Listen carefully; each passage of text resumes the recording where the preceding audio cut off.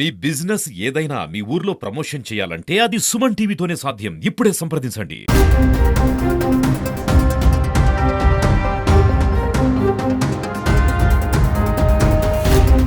ఈ రోజు కడప నగరంలో రాజశేఖర్ సార్ 76వ జన్మదినం జరుపుకుంటున్న సందర్భంలో మా దివంగత నేత వైఎస్ రాజశేఖర రెడ్డి సార్ కోసం ప్రతి కార్యకర్త ప్రతి లీడరు ఎన్నో సేవా కార్యక్రమాలు కడప టౌన్ లో జరుగుతుంది. ప్రతి ఇంట్లో సస్యశ్యామలంగా జరుపుకోవాలా, ప్రతిలో ఉద్యోగం ఉండాలా అనే ఆలోచించి ప్రథమది ఆరోగ్యం గురించి ఆరోగ్యశ్రీ పెట్టాడు, చదువు గురించి ఫీజు రివర్స్మెంట్ పెట్టాడు, రైతుల కోసం ఉచిత కరెంటు పెట్టాడు, రైతులకు నీళ్లు ఎలా రావాలంటే ప్రాజెక్టులు కట్టాడు. ఇవన్నీ పూర్తయి కాకముందే మా నాయకుడు చనిపోయిన తర్వాత మా జగన్మోహన్ రెడ్డి నాయకత్వంలో ఇంకా ఏం చేయాలా, మనం ఏం చేయాలని మా అన్న పాదయాత్ర జగన్మోహన్ రెడ్డి చేశాడు. చేసిన తర్వాత ఎవరికి ఏం చేయాలనేది ప్రతి ప్రాజెక్టు మేము ఎన్ని లక్షలు ఇచ్చినామో ప్రతి ఇంట్లో మా నాయకుడు ధైర్యంగా వెళ్ళండి, ప్రతి గడప గడపకు తొక్కండి, నేను ఇది ఇచ్చాను, ఇంకా ఏం కావాలా అడగండి అని గట్టిగా ఎమ్మెల్యేలకు చెప్పడం, ఎమ్మెల్యేలు ప్రతి గడప కార్పొరేటర్ల ద్వారా తిరిగి మరియు తెలుసుకొని ఈరోజు మాకు చాలా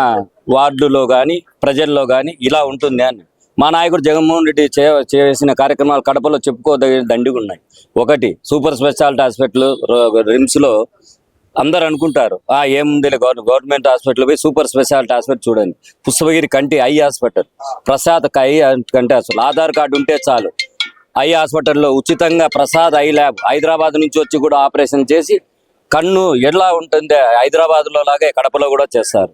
తర్వాత మెంటల్ హాస్పిటల్, ఇలా చెప్పుకుంటూ పోతే కూతవేట దూరంలో కొప్పర్తిలో ఎన్నో పారిశ్రామిక కొప్పర్తి డిస్కన్ కంపెనీలు ఈరోజు ఎన్ని వేల మంది ఉద్యోగస్తులు నిరుద్యోగులు కూడా అక్కడ పోయి ఉద్యోగం కల్పించి ప్రతి ఒక్కరూ ఆనందంగా ఈరోజు మా జగన్మోహన్ రెడ్డి ఉన్న నాళ్ళు సస్యశ్యామలంగా ఉంది.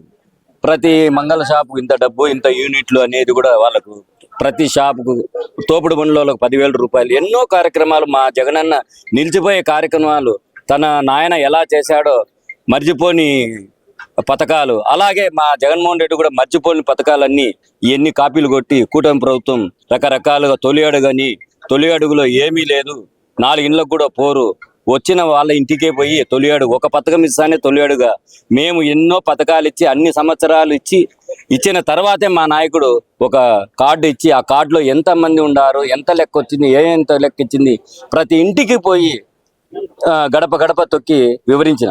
ఈ రోజు వాళ్ళ ఇంటికి పోతే ప్రజలంతా బుద్ధి చెప్తారని 4 ఇండ్లకే పోయి తిరిగి రిటర్న్ పోతున్నారు. కూటమి ప్రభుత్వం అంతా కక్ష సాధింపులే తప్ప ప్రజలకు ఉపయోగపడే పరికరం ఏమీ చేయడం లేదు.